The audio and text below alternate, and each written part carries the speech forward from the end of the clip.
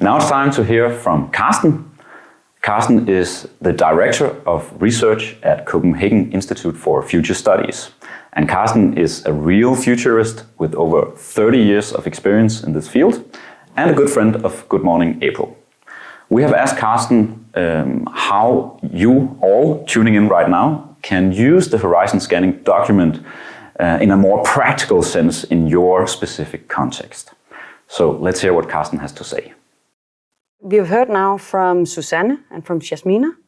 Susanne talked about signals in corporations and how they can contribute. And Jasmina looked into the startup world. But maybe the watchers of this event is asking themselves, but how can I use the signals? How can I get going? What's my approach? So do you have maybe suggestions and strategies on how to get going from here? Yeah, that's a very good question. First of all, I would say it's about a mental capacity in organizations. It's about actually realizing that we need to look for signals. Sometimes, if you look to the internal workings of organizations, the everyday life is so busy. There's so much to do. There's so much on everybody's plate that you forget not only about signals that might be sort of right here, right now, but you also forget about the future. So for us at CIFS, the first thing is actually to be aware that this is on our plate. And then you can ask, okay, but whose plate is it actually? Is it the management team? Is it the CEO? Is it you and me as employees? That's a very good and also very, very difficult question to answer. But based on that, when you have this mentality, I would say the next step is also kind of mental. It is to have an open approach, to reach out and to listen to all kinds of voices in your organization. It could be internally, people working for you. It could be suppliers. It could be customers. It could be regulatory people and politicians. But really to have this multitude of people delivering the signals, and whether the signals are qualitative, I feel this, or I would like that, or it's more sort of quantitative, where you can say, okay, but 70% of our employees want X. Okay, doesn't really matter whether it's either or, but to realize we need to do this and to have an open approach. And then actually, if I can just continue with the mental thing, also to realize that to make forecasts about the medium-term future, of course, is a very, very difficult business. And I mean, can you really forecast anything in the world as we see it now? That's probably questionable. So to be able to, in your organization, to discuss a multitude of scenarios and narratives is also a very, very good idea. And it's easy for me to sit here and talk to you about it. It's extremely difficult to do in real life. Mm-hmm.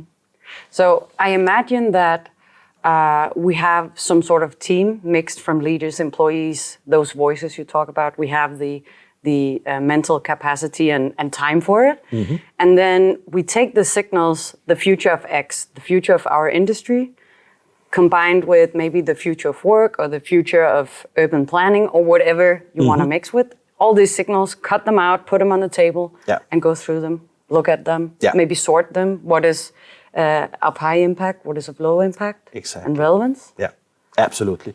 And once again, it would be so nice to have this set of rules when you do this exercise. And once again, whether you do it sort of on the back of an envelope or you do it in a real true process.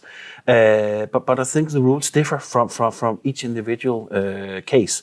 You would like to cluster the trends. You would like to see sort of patterns emerging from weak signals as well as strong signals. You would also like, in most cases, both to have the short-term perspective, which most organizations do have. I mean, okay, what do we do tomorrow, eh? Mm-hmm. Yeah. Because if you have serious issues, things that are not working, things that are off track in the present, then it's even more difficult to discuss about the future because, okay, but we all know here at our company, we have Y, and Y is a big problem, whatever it is. So you both need to have a focus on, okay, solving short-term things, could also be positive for the organization, obviously, and then at the same time look at the medium to long-term, and make the clustering. In the end, make scenarios, look at what is important for your organization for attracting talents or retaining people or whatever have we. And then having the guts to also discuss questions that are difficult for the organization. I can tell you, I was at a company last week in the northern part of Zealand, a very big company and well known here in Denmark. And we discussed young people. And I mean, young people, they tend to live in urban city centers.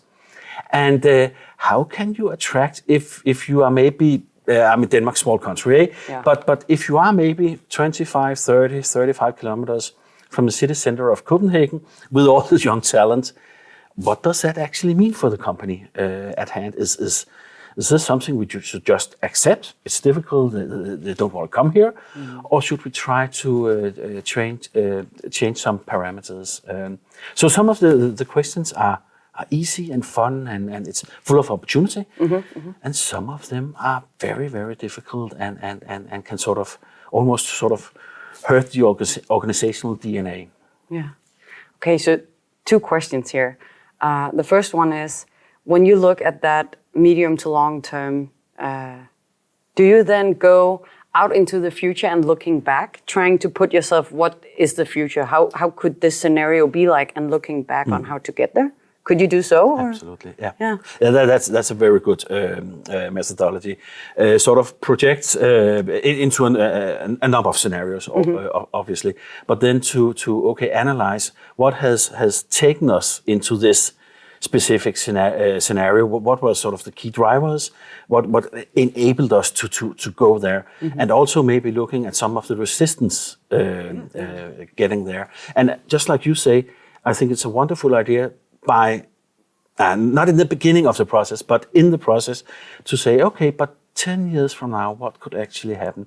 Sometimes I've seen, and I've seen many of these processes, sometimes you start the other way around. So you say, okay, we're here in 2022, next year this and this will happen, next year this and this and this will happen. The problem with that process is if your prediction, so to speak, for next year is wrong. Maybe you give an example, you tell a story around it, and this example turns out to be wrong. Then the rest falls like dominoes in people's mind. Okay, you were wrong the first time, you're not right the second and third year, and you might be. So it's much better to say, okay, what if this scenario came true, and then start to backtrack.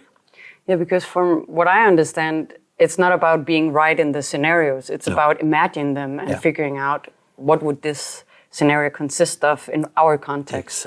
Exactly. It's and I mean, unfortunately, here in 2022, we live in a time of extreme scenarios. We have the awful war going on, and we also had Corona. And I mean, when I talk to our clients, they always ask me, "Okay, but Corona, did you not see it? Did you not? Come on, Carsten." And then I say to them, yeah, we don't really track that at CIFS, but we have good colleagues around the world that do make these risk catalogs on impact and uncertainty. And there you could certainly see pandemics in the catalogs. The only problem was, in that same catalog, you had maybe 50 other things that could happen. Yeah. And then you sit there as a politician or as a CEO, and you go, wow, what do I do with this?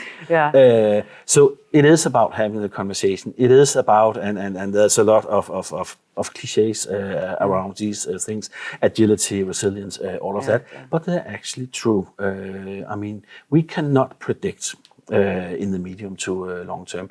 We can look at the megatrends, as we call them here at CIFS. And the megatrends, I would say, you and I should meet 10 years from now, and I can almost guarantee you that the vast majority of the megatrends will have been important in this period of time. But the consequences, of course, is always debatable. We have a discussion on sustainability right now in all our countries, and climate, and how that will affect markets and societies and mindsets and consumption and all of that. And I am sure when we meet 10 years from now, that you and I will say to each other, yes, sustainability was really maybe even the dominant trend, but the outcome, the actual strategies that were changed in this period of time, we could not foresee that. We could not predict it would be this and this and this. Yeah. And that actually leads me back to my second question from previous, when you mentioned the scenarios of attracting young talent outside of Copenhagen. So when you've made those different scenarios of maybe we can do a shuttle bus and drive them back and forth, maybe we give them their own car, or maybe we move the company, or maybe we only do remote, all those scenarios, then what is the next step? How do you make, actions or strategies based on the scenarios? How do you work with that? Yeah, the strategy part is actually two-faced, as I see it. It is first of all to look at robust strategy elements. So if you have a number of scenarios or maybe a number of trends, to look at robustness and say, okay, what is at the core here in our company or in our organization, our country, and the core elements of the strategy that we are working on. Is that actually robust in all four scenarios? That for me would be a first step.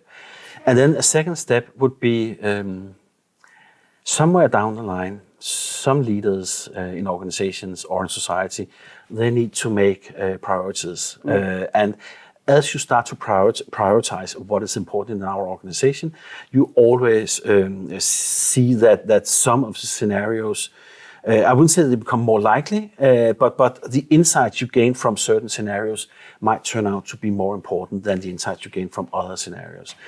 And then you start to make your strategy, you start to look at the tactical and operational level. And when it comes to the example of young talents, I would try with a bus. I was at a conference in Jutland last summer, where we looked in a certain municipality in the western part of Jutland, Denmark.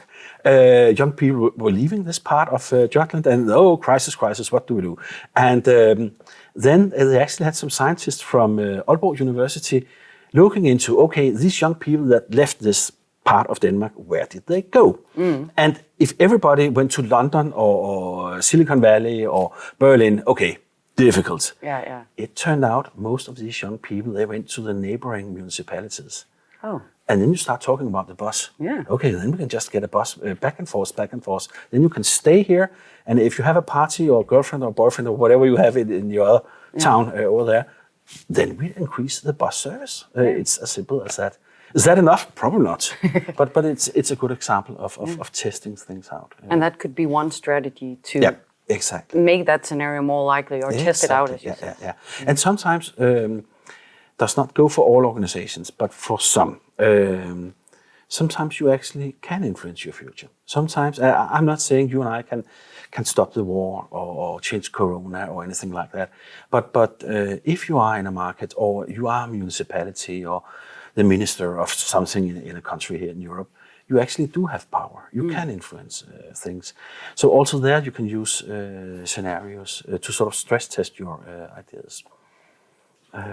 And I think it links back to the first thing you said of having an open mind and look at the signals and saying, yes, I do prioritize the time to actually look at this. Exactly, And it's never the right time, I can tell you. It's never the right time. There's always a crisis. There's always some part of the organization where things are falling a little bit to pieces, and we are not on top of things, or we can't attract, as we talked about. So you have to have this mental step.